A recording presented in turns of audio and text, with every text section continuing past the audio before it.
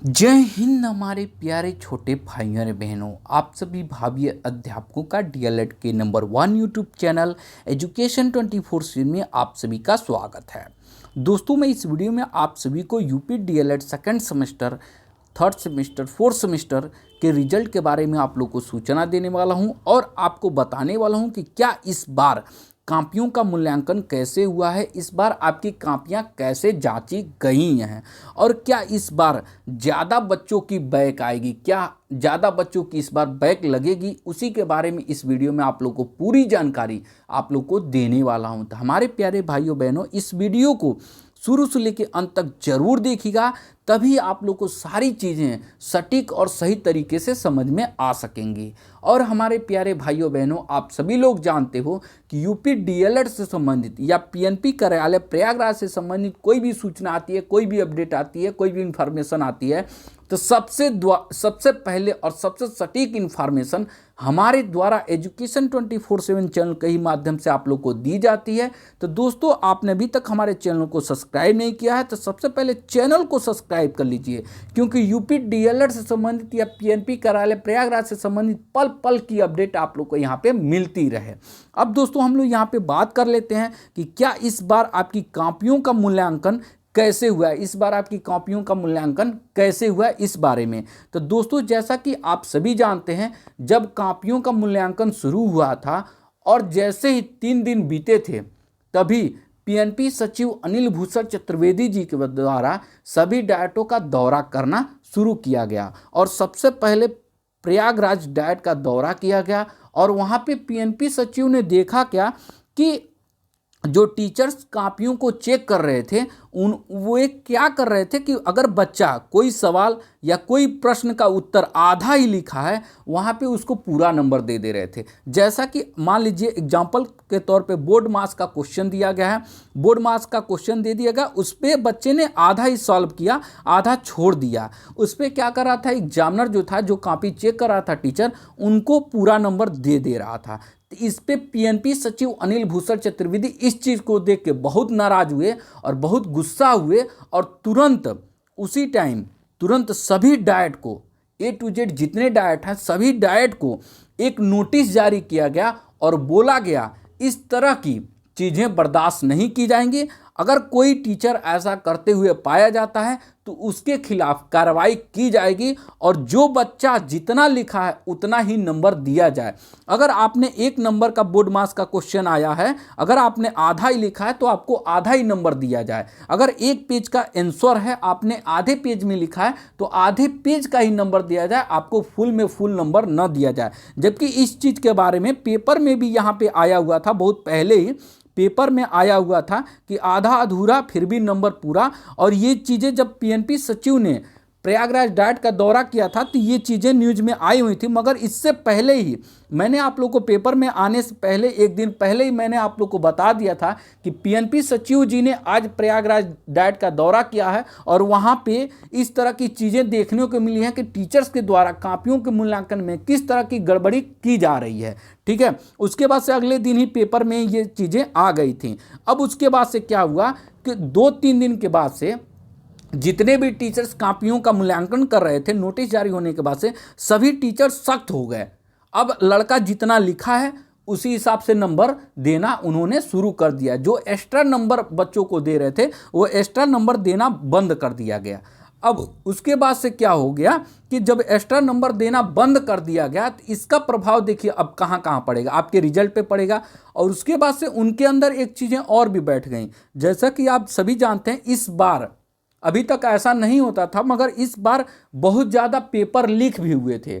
आप इस चीज़ को माने या न माने, बहुत सारे बच्चों को पेपर मिल चुके थे किसी न किसी के माध्यम से।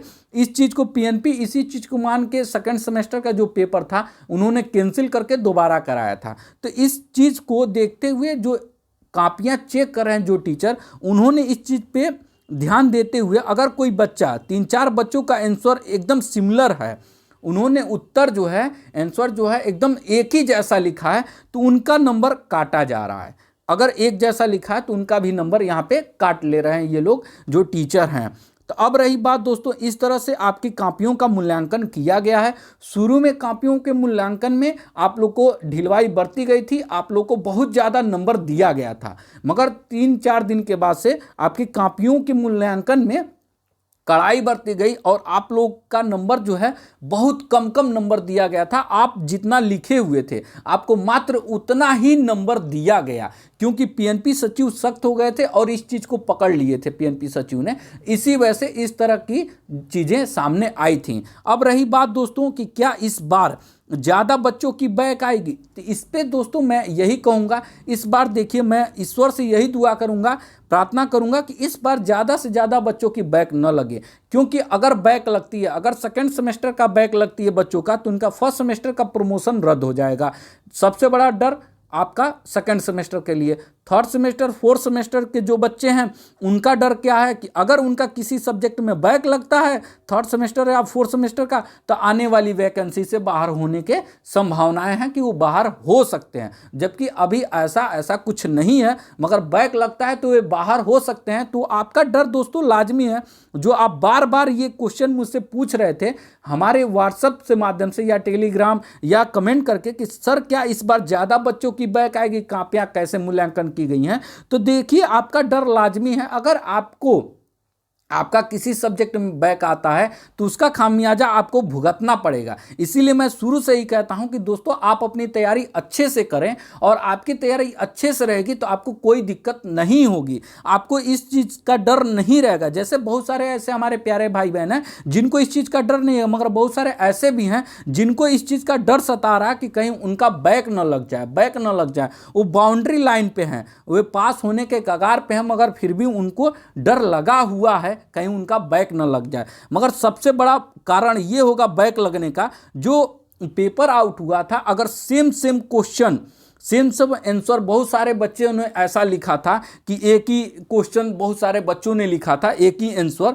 तो इस तरह से जो कापियाँ चेक करते हैं, जो अध्यापक जो टीचर्स कापियाँ चेक करते हैं, अगर लगातार ऐसे पाते हैं तो उनके नंबरों में कटौती करते जाते हैं। ठीक है, जिनका शुरू में होगा उनको तो नंबर मिल जाएगा, मगर 3-4 बच्चों का ऐसे सेम आंसर पा गए, सेम सॉल्यूशन पा गए, तो वहाँ पे उनके नंबरों की कटौती करते जाएंगे। तो दोस्तों आपको सारी चीज़ें समझ में आ गई कैसे नंबरों की कटौती होती है। और आपसे मैं बता दूं, आप अगर अभी तक हमारे टेलीग्राम ग्रुप से या हमारे व्हाट्सएप ग्रुप से अभी तक नहीं जुड़े हैं तो आप हमारे टेलीग्राम और व्हाट्सएप ग्रुप से जुड़ सकते हैं। अगर आप हमसे कुछ पूछना चाहते हैं तो आप हमसे वहां भी अपना सवाल जवाब पूछ सकते हैं। आपका हर एक सहयोग मैं हमेशा करता हूं और करता आया हूं दोस्तों। अब रही बात दोस्तों कि आपका ज़्यादा से ज़्यादा बैक लगेगा कि नहीं लगेगा, मैं ईश्वर से प्रार्थना यही करूंगा आप सभी का कम से कम बच्चों का बैक लगे, क्योंकि ये आपके भविष्य का सवाल है। और आपका कम से कम बच्चों का बैक लगे, क्योंकि आप सभी लोग जानते हैं हर बार जो है डीएलएड में बहुत सारे बच्चों का बैक लगता है।